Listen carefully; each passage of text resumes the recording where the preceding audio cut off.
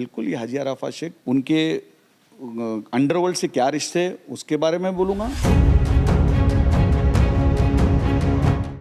फिर उसके बाद मुंबई में किसको चरस मलिक कहा जाता है कई सालों से, उसके ऊपर खुलासा करेगा।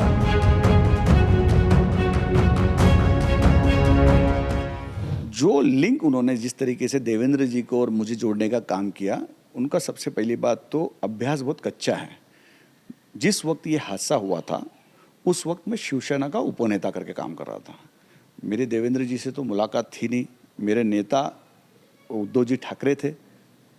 अगर इस प्रकरण के बारे में अगर वो उद्धव जी से अगर पूछते तो ज़्यादा बेहतर पता चलता था।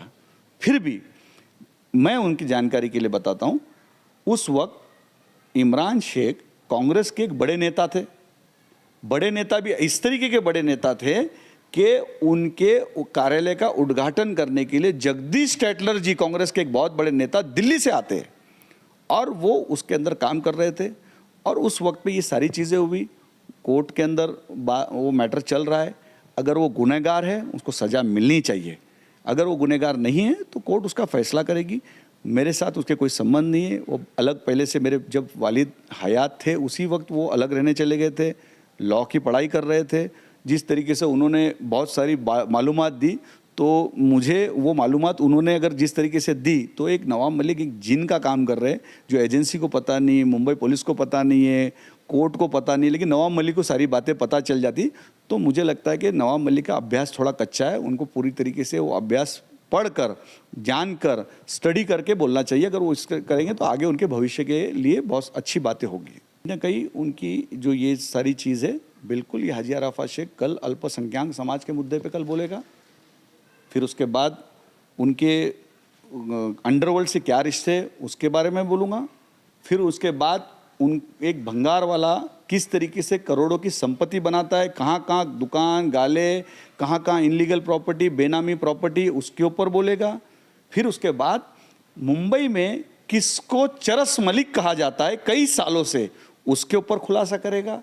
ये सारी चीज़ों के ऊपर फिर जिस तरीके से वो बहन बेटियों को टारगेट करते, किसी की बहू को टारगेट करते, किसी की बेटी को टारगेट करते, किसी की बीवी को टारगेट करते, फिर उनके परिवार वाले के भी कुछ कुछ लोगों के ऊपर उतनी मर्यादा रखते हुए, क्योंकि मैं भी फैमिली वाला हूँ, लेकिन जिस तरीके से वो अपनी ट्रैक छोड़ के बात करते उस तरीके से हाजी अराफात शेख नहीं करेगा। लेकिन वो बोलने पर अगर मजबूर किए तो ज़रूर बहुत सारी बातें खुलेगी।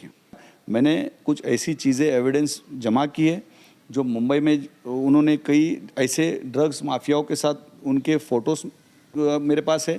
पूना के अंदर आए और हमारे देहरोड का एक बंदा जिसका धंधा बड़े पैमाने पे चल रहा है और कई सालों से छुपा धंधा चल रहा है, उसके साथ में भी मैंने फ़ोटो देखा। और वो एक कार्यक्रम का स्पॉन्सरशिप करता है।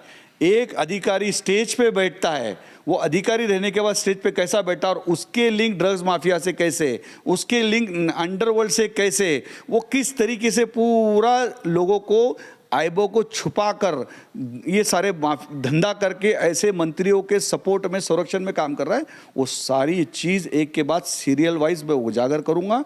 कल मेरी प्रेस कॉन्फ्रेंस है, एक एक चीज़ करूँगा। एक महीना नवाब मलिक जी ने किया प्रेस कॉन्फ्रेंस, हाजी अराफात शेख 15 दिन ही करेगा, लेकिन 15 दिन में महाराष्ट्र की देश की जनता को जगाने का काम करेगा, दिखाने का काम करेगा कि मुस्लिम समाज को कैसा धोखा दिया गया, मुस्लिम समाज के साथ क्या क्या इन्होंने नाइंसाफ़ी की, मुस्लिम समाज की मस्जिद मदरसों किस तरीके से इन्होंने हड़पने का काम किया, और कौन से ड्रग्स माफियाओं के साथ में रहकर कौन से कार्यक्रम को स्पॉन्सरशिप उन्होंने किया, और कौन से ड्रग्स माफिया उनके साथ बैठे, कौन अधिकारी न्यूज़ किस तरीके से दे रहा है और वो कैसा बैठ सकता है, और उसके संबंध किधर से, पाकिस्तान से है, उसके संबंध दुबई से है, वो किस तरीके से पूरा रैकेट चला रहा है। एक अधिकारी आड़ में उसके भी घर पे जल्द से जल्द एक अच्छी नोटिस आएगी और एक एजेंसी उसका पूरा भंटा ढार करेगी। उसके ऊपर पूरा मेरा ध्यान है।